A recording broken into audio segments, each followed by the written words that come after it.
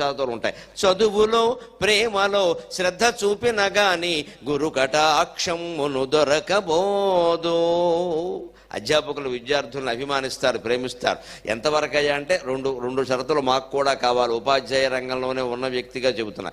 బాగా చదవాలి. ముందు బాగా చదివిన వాడినే మేము అభిమానిస్తాం. లేకపోతే మాకేమో మేనలుడని కులాన్ని బట్టి మతాన్ని బట్టి అభిమానించాం కదా.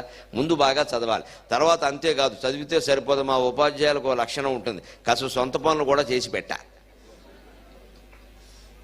కరెంటు బిల్లు కట్టమన్నా, ఫోన్ బిల్లు కట్టమన్నా, సెల్ ఫోన్ ఛార్జింగ్ చేసుకురమ్మన్నా, ఏదైనా ఉన్నా కాస్త చేసుకొచ్చేస్తే పెద్ద స్టూడెంట్ అండి, నేనేం చెప్తే అది వింటాడని ఇంకో 2 మార్కులు ఎక్కువ వేసేస్తాం గొడవ లేకుండా. అందుకని చదువు సేవ రెండూ ఉంటేనే ఉపాధ్యాయులు అభిమానిస్తారు. సహజమది, ఉపాధ్యాయుల లక్షణమది. గురు శుశ్రూష లేకుండా చదువు ఎలా వస్తుంది? అంచేత ఉపాధ్యాయుడు ఎంత బాగా పాఠం చెప్పినా, ఎంతగా అభిమానించినా అందులో కూడా షరతులు ఉన్నాయి కదండి. బాగా చదవాలి కదా, బాగా సేవ చెయ్యాలి కదా, అది కూడా షరతులు.